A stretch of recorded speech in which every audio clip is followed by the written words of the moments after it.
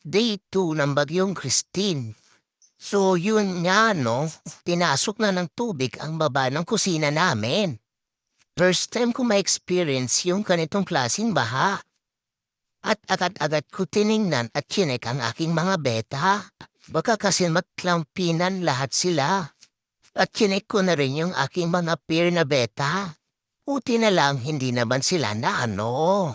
At effective yung nilagay kong dahon na talisay. Kaso, total brownout, ito yung PBS ko. Hindi sila nag-hatch. Sobrang tagal nila mag-hatch.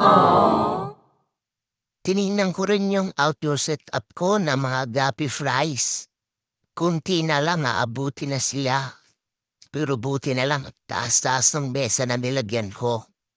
Buti naman na ilipat ko sa loob ng kusina ang mga beta at kapis. Kasi kung hindi, umabot ang ganitong klaseng baha, mas nahirapan akong humuli ng mga beta.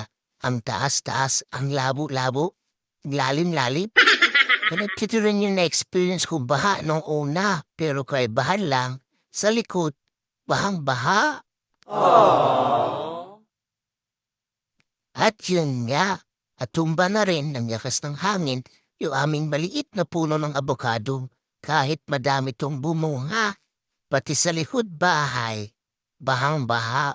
Kaya mga ka-video, kagapi at mga kakweta, mag-ingat na lang po kayo sa bagyo.